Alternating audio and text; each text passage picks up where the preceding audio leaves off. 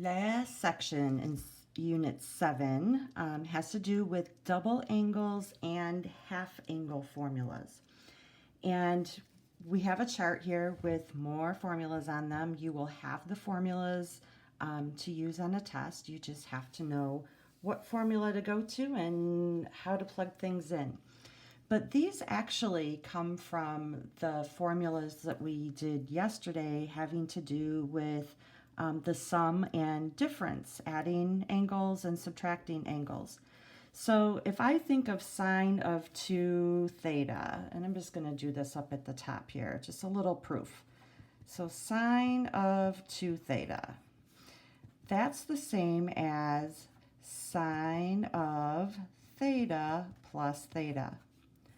So if I use my formula from yesterday in terms of sine of 2 angles added together, I'm going to look back and I'm going to get sine of theta cosine of theta plus cosine of theta plus or times sine of theta. So this is a times. So these are the same terms, sine and cosine of the angle, so I can add them together and I get 2 of these, which are sine theta, cosine theta. And that's the equation that I have here. All right, so just a little derivative of how we get from this formula to this formula.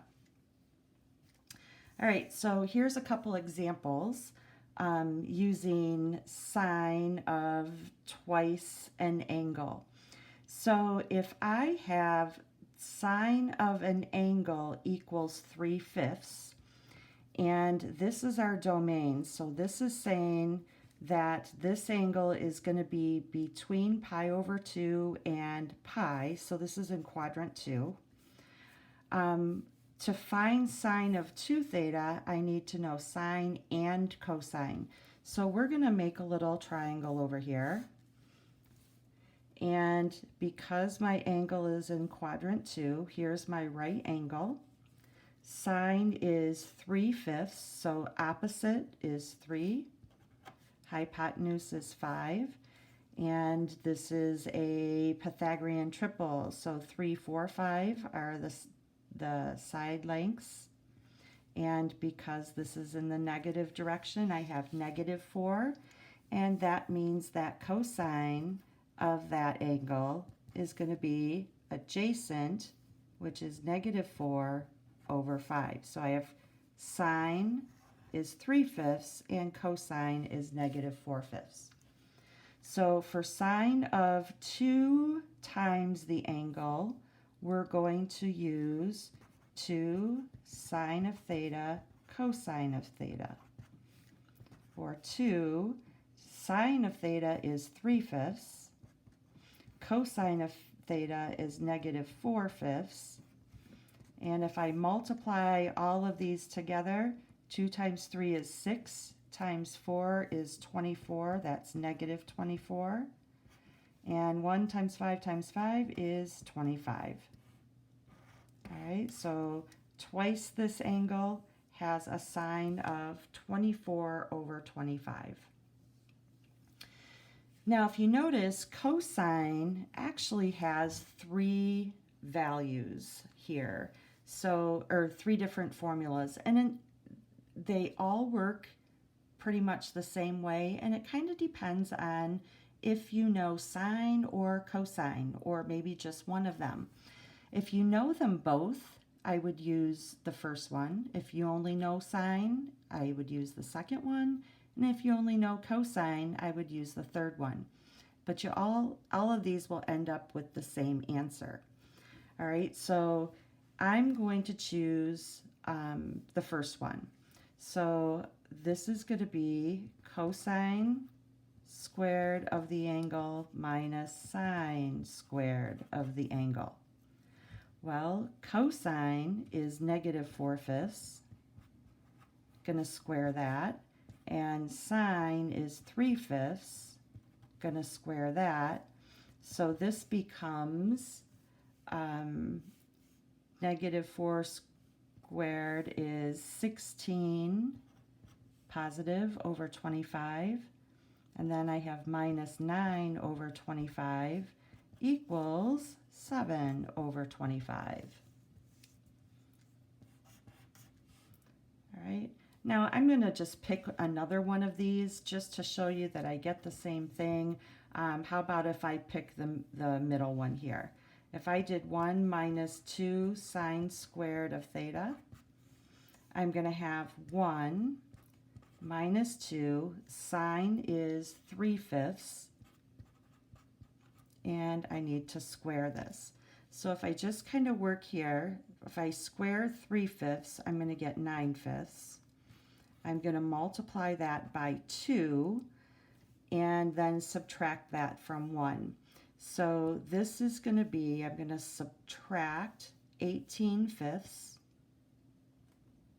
Oops, 18/25. And I'm going to take that from one whole. And instead of doing 1 minus, I'm going to use the common denominator. So I have 25/25, which is still one whole, minus 18 over 25 is still 7 over 25. All right, so I'm just showing you here that if you have sine and cosine values, I would use the first formula here, but if I only know sine, I could use the second one, or if I only know cosine, I could use the third one. All right, example 2 says to find a formula for 3 theta. So 3 times the angle. So I'm going to say that 3 theta, or sine of 3 theta, is going to equal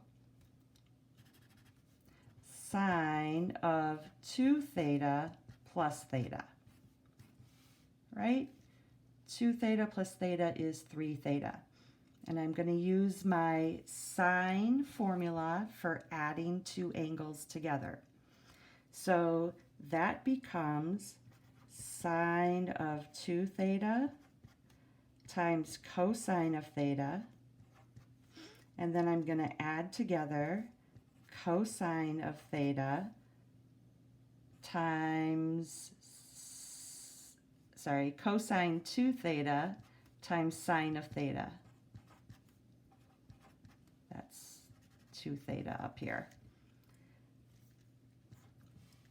All right, so sine 2 theta, cosine theta, and cosine 2 theta, sine theta. Well, I know that sine 2 theta is this part right here.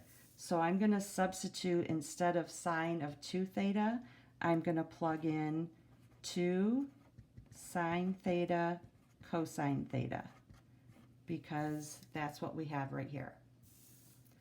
And then I'm still multiplying by a cosine of theta. And now I have cosine of 2 theta. Now if I can use any one of these. How about if I use the one that has sine and cosine in it? So cosine of 2 theta is cosine squared of theta minus sine squared of theta. And then I gotta multiply this by sine of theta. All right, so this is 2 sine theta cosine squared of theta. 2 times sine times cosine times cosine. Okay, so all of those combined, I have 2 times sine and then cosine squared. Over here, I'm going to distribute my sine, and I'm going to have cosine squared times sine.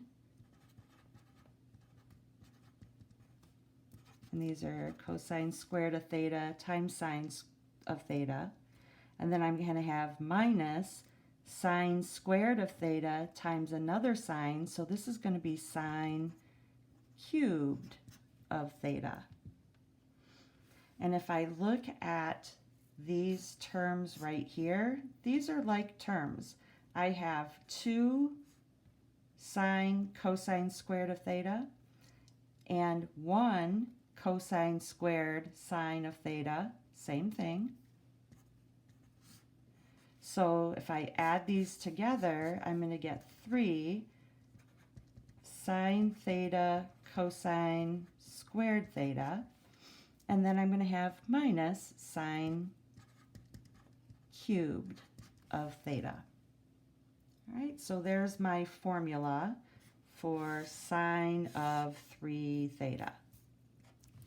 Okay, so I incorporated the sum of 2 angles and then the double angle formula.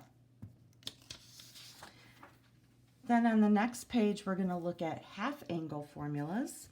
And this is just taking an angle and dividing it by 2. And we have formulas for sine, cosine, and tangent. So we have the square root for sine, square root of 1 minus cosine of theta divided by 2. And it's the positive or negative values depending on which quadrant it's in. So if we remember, all students take calculus. Here, all 3, sine, cosine, and tangent, all are positive. Here is sine positive, cosine and tangent negative. This is tangent is negative or positive, and cosine and sine are negative. And this is cosine is positive, but sine and tangent would be negative. All right, so depending on what quadrant it is will determine the positive or negative value. So it says to use the half angle formula to find the exact value of, and the first one we have cosine of 15. Now, we looked at that yesterday in the sum and difference of angles. I think we did 45 minus 30. But here, I think we can take the cosine of 15 and have that be the cosine of 30 divided by 2. So this is half of that angle. And because I'm using cosine and cosine of the angle, this is in quadrant 1. So here, everything is going to be positive in quadrant 1. So our square root would have the positive value, and I'm using cosine, so I have 1 plus cosine, and that would be cosine of 30 divided by 2. All right, we know cosine of 30, I could substitute in there. I have 1 plus the square root of 3 over 2, and all of this is divided by 2. Okay. I'm going to say that for this one, or for problems like this, you can leave it in this form. However, this is not simplified. This is actually a mess. But if I think of this as, this is 2 over 2 right here, I would have the square root of, or I would have 2 plus the square root of 3 divided by 2. Okay, that's my common denominator here. And then I'm going to divide by 2 again, which would be multiply by 1/4. So this is actually, or multiply by 1/2, which I'll get 1/4 on the bottom. But 2 plus the square root of 3 underneath the square root sign. And on the bottom, I'm going to have the square root of 4, which is 2. So technically, this is the simplified answer, but I'm okay if you leave this like this for now. Next one, sine of 15 degrees. So again, this is going to be sine of 30 divided by 2. So 30 is my angle that I'm working with. I'm looking at sine, and it's the positive value because 30 is still in quadrant 1. And I'm going to have the positive value, and I have the square root of 1 minus cosine of 30, and divide it by 2. So this is the same as 1 minus, and cosine of 30 we said was square root of 3 over 2 divided by 2. Okay, so we can leave that like that for now. In this last example here, it's telling us that we know a cosine, and that's negative 3/5. It tells us that our angle is between pi and 3 pi over 2. So pi and 3 pi over 2, here's pi, here's 3 pi over 2. So our angle is going to be in quadrant 3. And here, tangent is positive and sine and cosine are negative. So when we're looking at the positive or negative square root, sine and cosine would be negative. I'll write that down here. And tangent is going to be positive. All right, so here it says sine of your angle divided by 2. That equation coming from up here is the negative square root of 1 minus cosine of the angle. Well, cosine of the angle is negative 3/5. So negative 3/5, and then this is going to be divided by 2. All right, so we're going to simplify this. So 1 minus negative, so this is plus. And as I'm simplifying this, I'm going to write 1 as 5/5. So I have 5/5 plus 3/5 is 8/5. And if I divide this by 2, it's like multiplying by 1/2. So in this case, 2 goes into 8 4 times, so I have negative square root of 4 over 5, which is the square root of the top over the square root of the bottom, so this is negative 2 over square root of 5, and if I rationalize my denominator, I have negative 2 square root of 5 over 5, and that's my simplified answer. On part B, I have cosine of theta divided by 2, or my angle divided by 2. I'm going to use the cosine formula right here. So I'm going to write this as, and it's going to be the negative square root, negative because it's in quadrant 3, square root of 1 plus cosine of 30 divided by 2. So this is cosine of 30 is the square root of, oops, I'm not talking 30 right now, cosine of the angle.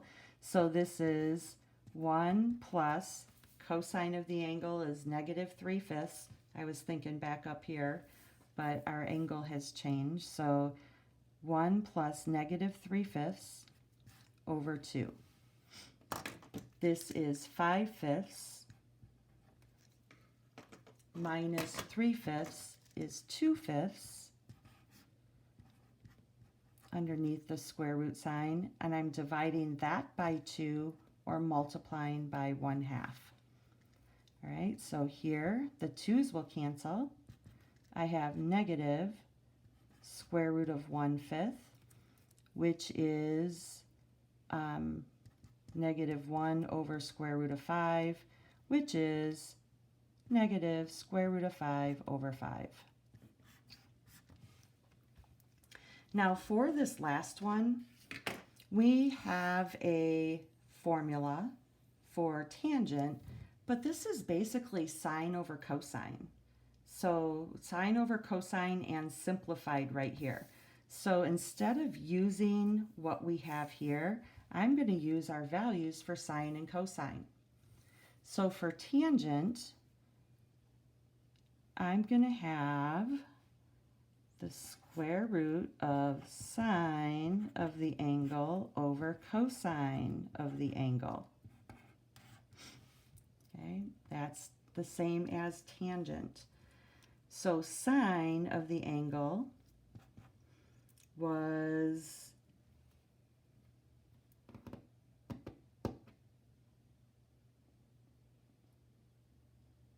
what did we get for sine of the angle? Oh, it was 8/5. This is what we're looking at here. We have 8/5.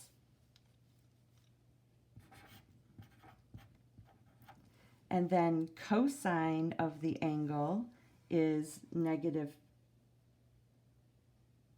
what was cosine? Is 2/5, or 1 plus cosine, sorry. This is 1 plus sine of the angle. And the bottom is 1 plus cosine of the angle. And this was 8/5. And I have divided by 2/5. Sorry, I'm making a mess here. So this is 8/5 times the reciprocal. And the 5's cancel. 2 goes into 8 4 times. So this is square root of 4, which is 2.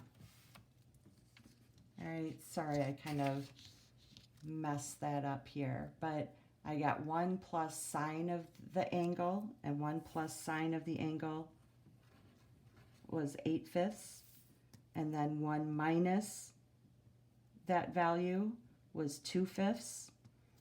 So I have 8/5 divided by 2/5, which ended up to be 2. All right, so we have now everything that we need for Unit 7.